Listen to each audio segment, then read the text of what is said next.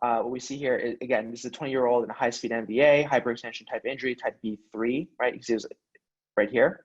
And then there was a vertebral artery injury as well too. So this is a pretty bad injury. I mean, it's not insignificant. It's interesting how relatively benign it looks on the CT, but it's actually a very unstable type of injury.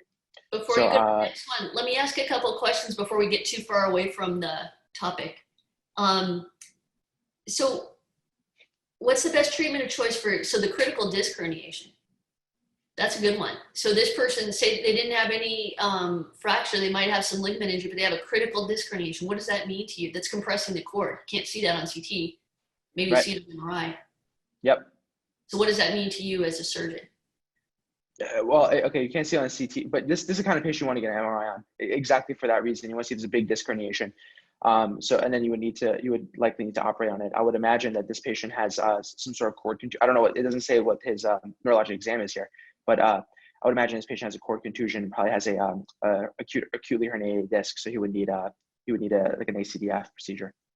Yeah, and similar, there's another question. It says, in patients like this with DISH, but if they're neurologically intact with fracture, should they undergo surgery? And I think the answer is yes, because they are unstable. Yes, right? They're grossly unstable. They often, interestingly enough, they often present intact. They usually are intact. And this is exactly why these patients are very, very kind of dangerous and scary in some ways, because this is exactly where bad things happen.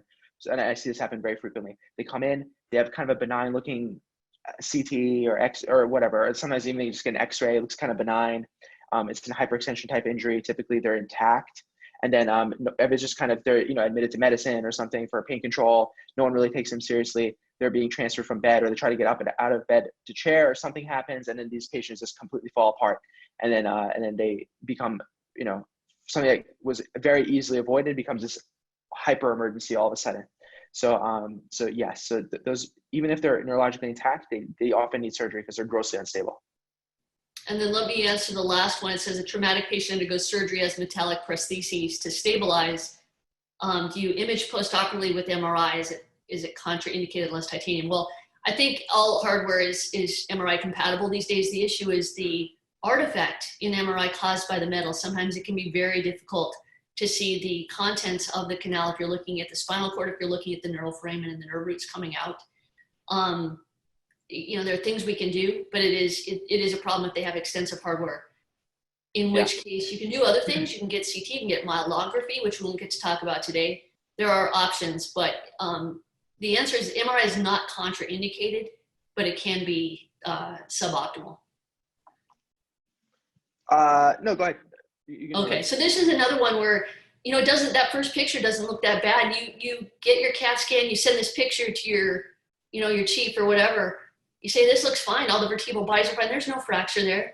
I think there's some prevertebral edema, which is cut off in the front picture, but there is some. So watch out for that. So we know there is something wrong there.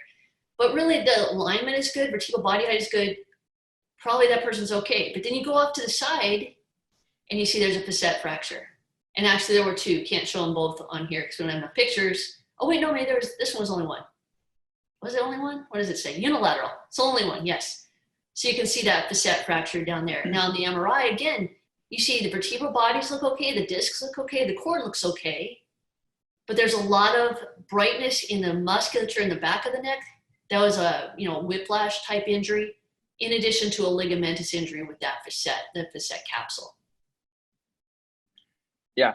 So again, these unilateral facet fractures are very unpredictable in the way they behave. And although they look kind of benign, they frequently can present with delayed deterioration, delayed problems. So this kind of a fracture often requires surgery, believe it or not. Even though it looks like very benign, it tends to create a lot of problems for these patients. So I'll share something. I actually had a fracture like that. I got when I was in medical school. My first year, I got hit by a drunk driver, and I got a fracture like that. And indeed, I didn't know anything at the time about this kind of stuff. But indeed, it was much more severe because they told me, my neurosurgeon told me that fragment could go into the foramen transversarium, it could move, it could, cause potential injury if they didn't treat it right away. So those can be significant, right. I know. I'm also going to answer a question at this point that's a good question. It says, as a neurosurgeon and a radiologist, do you agree on the threshold for surgery for cord compression, or is it different to report and to operate?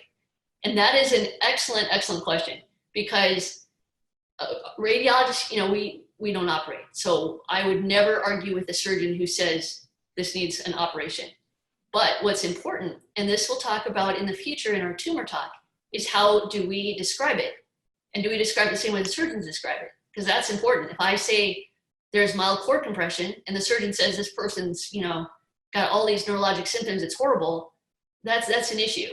If I say there's mild cord compression, it might not even get to the neurosurgeon, or delayed. So that that's where the issue comes between our different specialties and how we have to work more closely together. I would never tell Rasouli when to operate or not, but I do want to be speaking the same language he does, so that when I have my report or I call him, I'm using the language he needs to make his decision on surgery. That's the answer to that question. Yes, I agree with that. I would just say it depends on, maybe I didn't understand the question. The question was, what degree of core compression do we decide to operate? Yeah, do we ever disagree? And so my point was, I don't make the decision, but yeah, what we call core compression should be the same, you and I. And right. It is, yeah, for sure. Unless we work together, right? So yeah, that's a big deal. That's a huge thing that needs to be fixed. Yeah. I don't think there's any hard and fast rules. That depends on the patient's clinical condition, whether that's acute or chronic cord compression. These are very, very different clinical entities. Again, you shouldn't just let imaging dictate your surgical intervention. You just be like, oh, this, cord compression, you need surgery. You have to always look at the patient, their clinical status, how they're doing, what the patient's desires are. These are all things. But again, that's different in an acute trauma setting. So that can be a very different, let's say cord compression in the acute trauma setting can be very different from cord compression in a patient who's elective with like cervical myelopathy. The timing of that surgery and the nature of that intervention will be different. But listen to your radiologist too. Yes. Hey everyone, Ryan Rad here from neurosurgerytraining.org. If you like that video, subscribe and donate to keep our content available for medical students across the world.